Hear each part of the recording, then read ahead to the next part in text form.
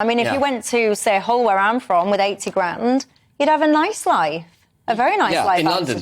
I would say. Yeah, but you try getting... It's different all across the country. It is different across the country. We need a fair... But I take your point completely, that taxes are clobbering people. I wasn't going to go to income tax, because that's not a place... But I think income tax is the thing that impacts people, because it's what they take home at the end of the day, and it's what pays the bills, it's what keeps, the lights on. That is what is impacting people. But the problem we've really got in the United Kingdom, the real problem, is a burden of... we're a highly regulated, highly taxed economy, and we've got to get over that. Rishi Sunak wanting to increase taxes is utterly mad. We now have the highest tax rate as a percentage of GDP since World War II.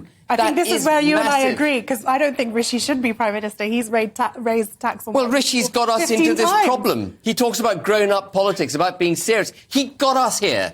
And he wants to do more of the same. I mean, didn't Einstein say, doing the definition of insanity is doing the same thing over and over again. And expecting a different result. I mean, Rishi Sunak needs his head examined. At least the other 10 candidates understand we've got to cut tax. But in fairness to him, though, he's got consistency. Whether you agree with his policy or not. Yeah, whether you agree with it or not. But what I'm interested about, so you all want to cut all this tax and all the rest of it. Well, how are you going to pay for all the things that need paying for That is a fundamentally flawed question, if you don't mind me saying so, Michelle. Why is it? Because you absolutely proven time and time again that when you pay taxes and you get economic growth, the exchequer actually gets richer. You balance the books through growth. You never balance the books through austerity and by raising taxes. That's where Rishi, and I'm afraid Keir Starmer, just completely wrong. Keir Starmer talks about £200 billion worth of promises made by Tory candidates. Over the weekend, they haven't, by the way. They've all promised tax cuts. No one's mentioned spending so far. So he's got that fundamentally wrong.